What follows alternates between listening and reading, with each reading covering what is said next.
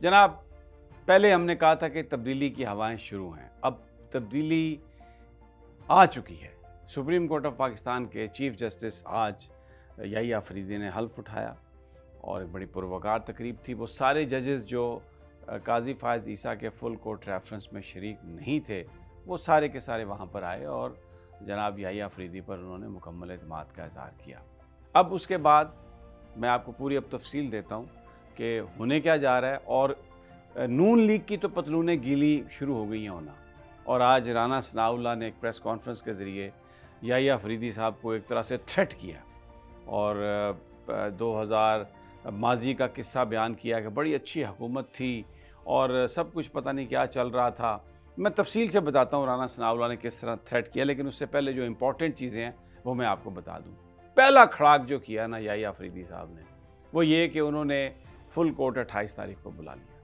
अब ये वो चीज़ है जो मंसूर अली शाह साहब ने भी लिखी थी जब ऑर्डिनेंस आया था प्रैक्टिस एंड प्रोसीजर कमेटी में तब्दीली के लिए, और उन्होंने मुनीब साहब को बाहर करके जस्टिस अमीनुद्दीन साहब को उसमें शामिल कर लिया था। और अमीनुद्दीन साहब का जो टिल्ट था वो था उनके तरफ, जनाब काजी फायज़ ईसा साहब की तरफ।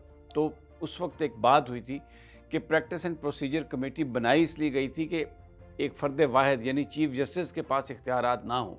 लेकिन उसके बाद अब हुकूमत ने जब ये देखा कि जो प्रोसीजर कमेटी है उनकी मर्ज़ी के मुताबिक काम नहीं कर रही, और काजी फायज़ ईसा साहब ने भी देखा कि मैं टूथलेस हो गया हूँ, तो उन्होंने कान इधर से बजाय इधर से पकड़ने की कोशिश की और ये इख्तियार ले लिया कि सीनियर मोस्ट जो जज होंगे चीफ जस्टिस के बाद वो मेंबर होंगे और फिर एक जिसको मर्ज़ी वो अपना मेंबर बना लें। तो उन्होंने अमीनुद्दीन साहब को बनाया, मुनीब साहब को निकाल दिया। मंसूर शाह साहब ने इस पर एहतजाज भी किया, लेटर भी लिखा, और फिर वो जो इस कमेटी ने बेंच बनाए उन बेंचेस में वो शरीक भी नहीं हुए। कोई भी जज जो है वो उन बेंचेस में शरीक नहीं हुआ।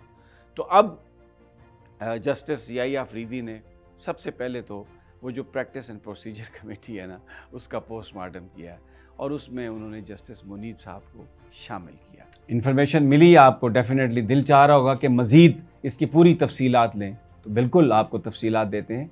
ये जो लिंक है नीचे, इस पर क्लिक करें, पूरी वीडियो आपको मिलेगी, कोई तशनगी नहीं रहेगी, सारी इन्फॉर्मेशन है।